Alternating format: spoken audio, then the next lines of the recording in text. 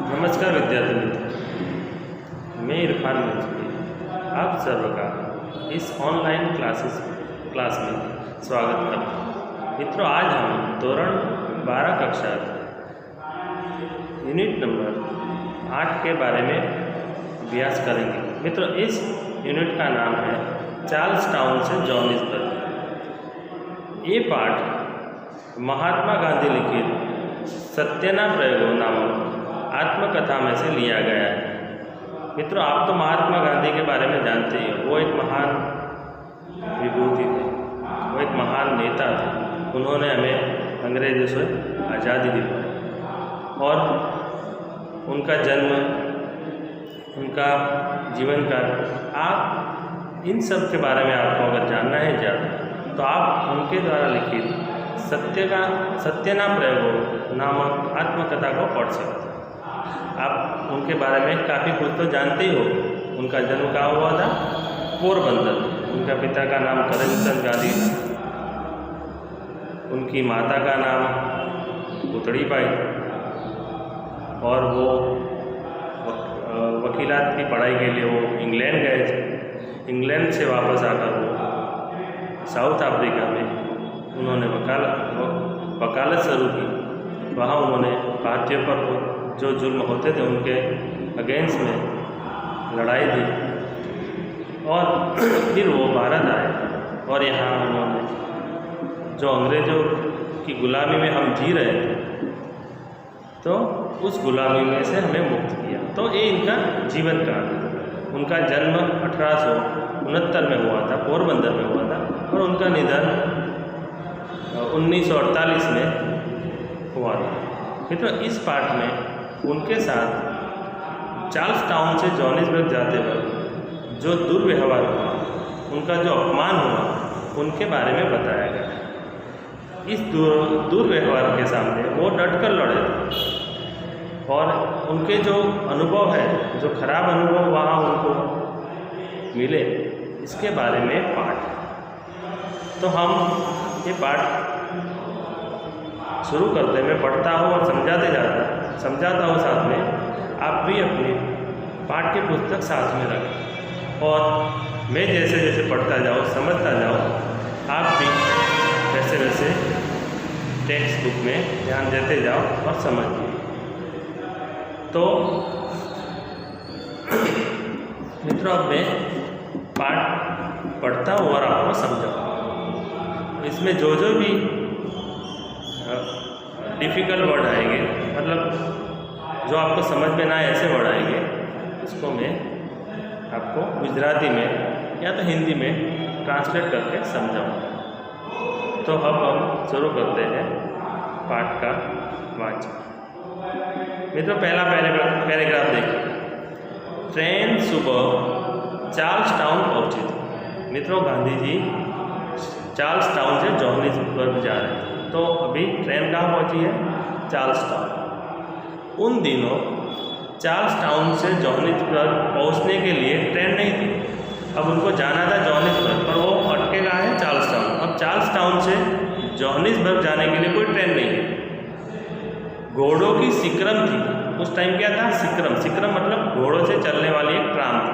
अगर आप गूगल में जाके हॉर्स ट्राम लिखोगे तो आपको उसका पिक्चर मिलेगा। आप समझ सकते हो कि उस टाइम पे सिक्रम किसे कहते थे। सिक्रम मतलब एक इंजन, जैसे ट्रेन का एक डब्बा हो और उसके आगे एक या दो घोड़े बंधे हो और वो घोड़े वो ट्राम को खींचकर ले जाते थे। मतलब उस टाइम चार्ल्स टाउन से जोहानिसबर्ग जाने के लिए अब ट्रेन नहीं थी, तो लोग किस में बैठ के जाते थे? सिक्रम मतलब एक घोड़े से चलने वाला ट्राम। और मैं एक रात स्टैंडर्डस्टन में रुकना पड़ता। अब जब चार्ल्स टाउन से जोहानिसबर्ग जाने सिक्रम में जाओ तो तुम्हें बीच में एक स्टैंड आता है, एक सिटी आता है जिसका नाम है स्टैंडर्डस्टन। वहाँ रुकना, रात वहाँ रुकते। और गांधी जी आगे बताया कि मेरे पास सिक्रम का टिकट था। सिक्रम मतलब जैसे हम ट्रेन के टिकट लेते हैं, ऐसे सिक्रम का भी उस टाइम में टिकट लेना पड़ता। तो वो टिकट लेकर, मतलब उनके पास सिक्रम की एक टिकट थी। मेरे एक दिन देर से पहुंचने के कारण वह टिकट रद्द नहीं होता था। उस टाइम अगर तुम देर से पहुंचो एक दिन तो टिकट रद्द नहीं होता था। इसके सिवा अब्दुल्ला सेठ ने सिकरम वाले के नाम चार्ल्स टाउन के पते पर तार भी कर दिया था। अब उनके एक रिश्तेदार का नाम यहाँ लिया गया, अब्दुल्ला सेठ। ध्यान रखना कौन था? अब्दुल्ला सेठ। उन्होंने जो चार्ल्स टाउन में सिकरम वाला था, मतलब जो घोड़े के काम चलाता था, उनका जो सिकरम वाला था उनके नाम एक तार लिख दिया था कि भाई ये इंसान आएगा और उसके लिए सिकरम की व्यवस्था कर देगा। पर उसे तो बहाना ही खोजना था। पर सिकरम वाले का इरादा क्या था? अलग। उनको इस भारतीय को अपने सिकरम में बिठाना नहीं था, तो वो बहाना ढूंढ रहा था। वो बोलता है कि आपकी टिकट तो रद्द हो गई, आप नहीं जा सकते।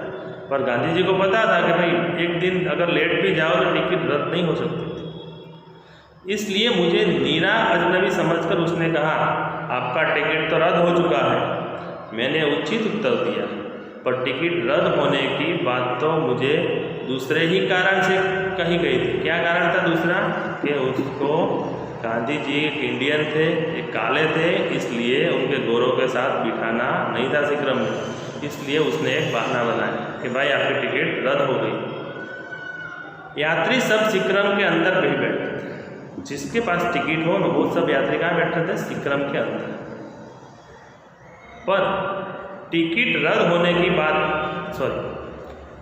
लेकिन मैं तो कुली की गिनती में था। गांधी जी क्या कहते? मुझे तो वो कुली गिनते थे। मेरे पास टिकट थी, फिर भी मुझे वो अपमानजनक शब्द मेरे लिए यूज करते, मतलब मुझे अपमानजनक दृष्टिकोण से देख रहे थे कि मैं कौन हूँ। तो यहाँ एक शब्द आगे हमने देखा कि नीरा अजनबी, मतलब आलतू फालतू इंसान। लेकिन मैं तो कुली की ही गिनती में था, अजनबी दिखाई पड़ता था। इसलिए सिकरम वाले की नीयत ये थी कि मुझे गोरे यात्रियों के पास न बैठना पड़े तो अच्छा। तो सिकरम वाला क्या चाहता था कि ये इंसान गोरे आदमी के पास न बैठे तो बहुत अच्छा। सिकरम के बाहर मुझे कहाँ बिठा गया? सिकरम के बाहर, अर्थात मतलब कोचवान की बगल में दाएं बाएं 2 सीटें थी। कोचवान मतलब जो घोड़ा वो सिकरम चलाता था ना, उसके दाएं बाएं में 2 सीट खाली रहती थी। तो उनके बगल में मुझे बिठाया। उनमें से एक पर सिकरम कंपनी का गोरा मुखिया बैठता था और वो अंदर बैठा और मुझे कोचवान की बगल में बैठा है। वो कोचवान की बाजू में कौन बैठा था? गोरा लोग, मतलब एक गोरा इंसान था। तो मुझे क्या किया? मुझे सिकरम में नहीं बैठने दिया, पर वो सिकरम के बाद जो कोचवान के पास 2 सीट खाली थी बाहर की, वहाँ मुझे उसके बाजू में बिठा दिया। मैं समझ गया कि ये नीरा अन्याय है। मुझे पता चल गया अन्याय है, मेरी सीट पे किसी और को बिठाया और मुझे बाहर बिठाया। अपमान है, पर मैंने इस अपमान को भी जाना उचित समझा और मैंने वक्त और हालात देखे। गांधी जी क्या लिखते हैं कि मैंने वक्त और हालात देखे और समझ गया कि भाई अभी कुछ बोलने जैसा नहीं, अभी जो अपमान है तो अपमान भी सहन कर लो, क्योंकि मुझे पहुंचना था जोहानिसबर्ग किसी भी हालत में। तो मैंने ये अपमान सहन कर लिया, सह लिया। मैं और ज़बरदस्ती से अंदर बैठ सकूं ऐसी स्थिति थी ही नहीं। मैं अगर उनके खिलाफ लड़ाई भी करूं या उनके खिलाफ बोलूं, ऐसी कोई स्थिति नहीं, क्योंकि ये मेरे लिए एक नया प्रदेश था। मैं इसकी संस्कृति और उनके संस्कृति या इनके विस्तार और सबके बारे में मुझे पता नहीं था कि कैसे लोग हैं, कैसे व्यवहार करते हैं। अगर मैं तकरार में पड़ूँ तो सिकरम चली जाए, अगर मैं उसके साथ झगड़ा करूँ तो सिकरम चली जाएगी और मेरा एक दिन और टूट जाएगा और मेरा एक दिन और कम हो जाएगा, मैं लेट पहुँचूँगा। और फिर दूसरे दिन क्या हो सो देवी, और दूसरे दिन क्या हो अगर दूसरा सिकरम मिले ना मिले वो तो देव भगवान ही जान सकता है। इसलिए मैं समझदारी से काम लेकर बाहर बैठ गया। तो मैंने क्या किया? समझदारी से काम लिया और बाहर बैठ गया। चलो वही कोचवान के बाजू में, तो बाजू में बैठने तो मिला है। मन में बहुत झुंझलाया, पर मन में तो बहुत मैंने झुंझलाया, मतलब बहुत मन में अलग अलग विचार चल रहे थे। लगभग 3 बजे सिक्रम पार्डी को पहुँचे। मतलब एक स्टेशन आता है बीच में, उसका नाम है पार्डी का।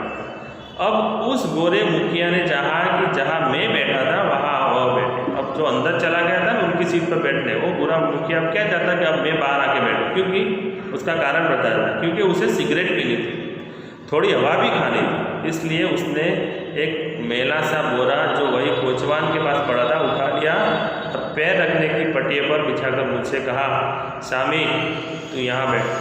तो क्या किया, मुझे वहाँ से उठाया, मतलब बोला कि तुम उठ जाओ, मुझे यहाँ बैठना है, मुझे सिगरेट पीना है। और उसने एक मेला सा बोरा पड़ा था, वो नीचे प्याव जहाँ रखते वहाँ फेंक दिया और बिछाया, और उसने मुझे कहा कि भाई यहाँ तू बैठ जा। मुझे कोचवान के पास बैठना, पर मैंने तो तय किया भाई मेरी सीट अंदर थी, फिर भी मैं बाहर कोचवान के पास बैठा हूँ। अब वो मुझे इस सीट से भी उठाकर उसके पैरों में बिठाना चाहता, तो मैंने तय कर लिया कि मैं नहीं उठूँगा। मैं इस अपमान को सहने में असमर्थ था, मुझे इस अपमान को सहना नहीं था। इसलिए मैंने डरते डरते उसे कहा, तुमने मुझे यहाँ बैठाया और मैंने वो अपमान सह लिया। मैंने उसे कहा कि भाई तुमने मुझे यहाँ बैठाया, फिर भी मैंने वो अपमान सह लिया। मेरी जगह तो अंदर थी, पर तुम अंदर बैठ गए और मुझे यहाँ बैठा। मेरी जगह कहाँ थी कि अंदर थी, फिर भी तुमने मुझे यहाँ बैठाया और मेरी जगह पर तुम बैठ गए। अब तुम्हें बाहर बैठने की इच्छा हुई और सिगरेट पीनी है, इसलिए तुम मुझे अपने पैरों के पास बैठाना चाहते हो। अब तुम्हारी इच्छा क्या हुई है कि भाई अब तुम्हें सिगरेट पीनी, बाहर बैठो, तो अब तुम मुझे इस सीट से उठाकर नीचे अपने पैरों में बिठाना चाहते हो। मैं अंदर जाने को तैयार हूँ, पर तुम्हारे पैरों के पास बैठने को तैयार नहीं। मित्रों, गांधी जी ने क्या जवाब दिया कि मैं अंदर जाके बैठूँगा मेरी सीट, पर तुम्हारे पैर के नीचे तो जो जगह है वहाँ तो किसी हालात में भी नहीं बैठे। मित्रों, फिर आगे पाठ में जो जो घटनाएं होती है, अब नहीं बैठने दिया गांधी जी ने, तो उसके साथ क्या अपमानजनक बर्ताव किया या उनके साथ जो गाली गलौज किया, उसके बारे में हम नेक्स्ट वीडियो में जानेंगे। तब तक के लिए आप इस पाठ को जो 2 हमने पैराग्राफ आज सीखे वो पढ़ो, और पीछे स्वाध्याय में जो जो शॉर्ट क्वेश्चन या वैकल्पिक सवाल पूछे हैं वो उसके जवाब दो। आभार।